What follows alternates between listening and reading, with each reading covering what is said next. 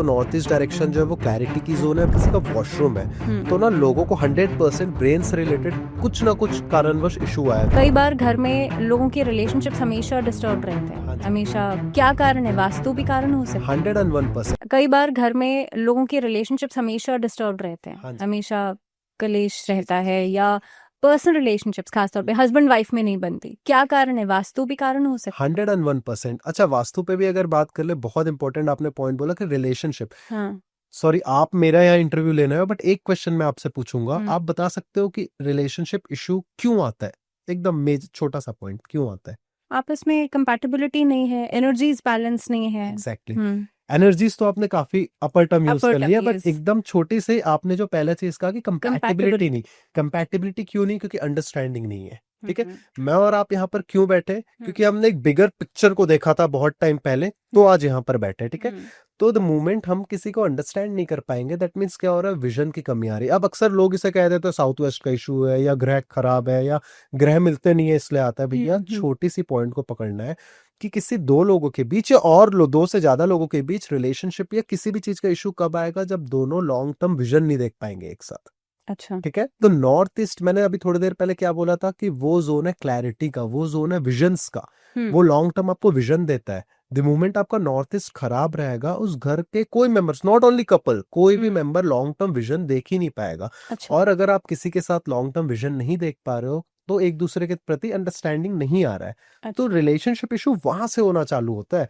फिर तो वो बड़ा ऐसा होते नहीं है होते, कि हाँ प्लीज। ऐसा नहीं है कि लोग कहते हैं कि बेडरूम में ये दिक्कत है, बेडरूम में ये डायरेक्शन डिस्टर्ब्ड है, या कई लोग बेडरूम में आपने ऐसे आक्रामक जानवरों की तस्वीरें लगा ली हैं, इस वजह से आपके रिलेशनशिप पे ये असर आ ये रहा है। सब चीज ना, भावना, बहुत टाइम बाद आता है हमें ना। प्राइमरीली अगर आपको कोई बीमारी है, किसी भी इंसान को, सॉरी आपको नहीं, तो हमें ना रूट कॉज ढूंढना ज्यादा जरूरी है।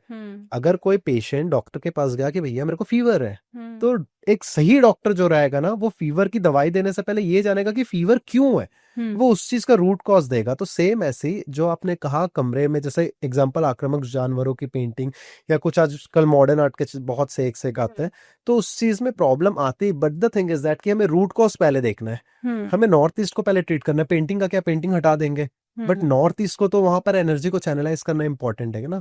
और जो आपने बेडरूम का कहा, तो बेडरूम पे डायरेक्शंस मैटर तब करता है अगर आपके बेड का पोजीशन सही है। टेक्निकली बेडरूम पे बेडरूम का डायरेक्शन मैटर बहुत टाइम बात करता है। उससे पहले बेड की पोजीशन मायने रखती है कि आपका बेड का पोजीशन सही जोन पे है या नहीं है।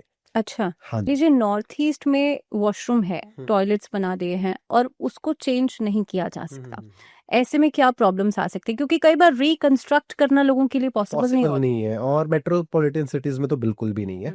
तो द थिंग इज दैट कि देखिए, पहली बात तो नॉर्थ ईस्ट डायरेक्शन जो है वो क्लैरिटी की जोन है, ब्रेन की दिशा। अब अगर वहां पर 2 मिनट के लिए आप सोच लीजिए किसी का वॉशरूम है, तो ना लोगों को 100% ब्रेन से रिलेटेड कुछ ना कुछ कारणवश इशू आएगा। हो सकता है छोटा सा माइग्रेन का इशू आने लग जाए, हो सकता है बड़े से बड़ा सीए या फिर कैंसर, उसे बोलना भी सही नहीं लगता, वो सब इश्यूज भी देखे गए।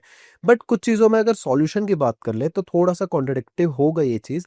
बहुत से वास्तु एक्सपर्ट ये कहते हैं कि भैया नॉर्थ ईस्ट का कोई ट्रीटमेंट ही नहीं है, कोई भी ट्रीटमेंट नहीं है। मेरे ऐसे ऑडियो वीडियो टेस्टिमोनीज है जिसमें क्लाइंट क्लियर कह रहे हैं कि भैया उनके नॉर्थ ईस्ट पे टॉयलेट है, मैंने ट्रीट किया है और उन्हें बिल्कुल भी नेगेटिव इफेक्ट नहीं आ रहा है।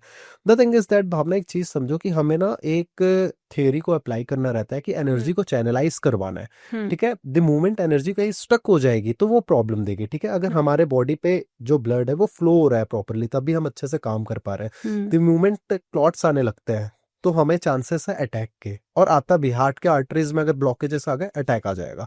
तो सेम वैसे द मोमेंट नॉर्थ ईस्ट में एनर्जी स्टक हो गई, अब टॉयलेट का काम क्या है, मतलब अगर एक्टिविटी देखे तो वो डिस्पोज ऑफ की एक्टिविटी हो रही है वहां पर। ठीक है, एक मतलब समझ जाओ कि वो कचड़े का जोन हो जा रहा है, तो आप सर की दिशा पे कचड़े वाली एक्टिविटी कर रहे हो, तो यार ब्रेन में तो प्रॉब्लम आएगी ही आएगी। और not only brain, north east के पहले एक नॉर्थ नॉर्थ ईस्ट जोन भी होता है जिसे हम हेल्थ की जोन कहते हैं। अच्छा। तो पूरे हेल्थ में भी कोई ना कोई इशू आने के चांसेस है। अब हम करें क्या कि वहां भैया क्लॉट आ गया, तो हमारा मेन काम है कि एनर्जी को फ्लो कराना। एक ची एनर्जी होती है, वो टेक्निकली वास्तु का नहीं, वो फेंगशुई का पार्ट हो जाता है।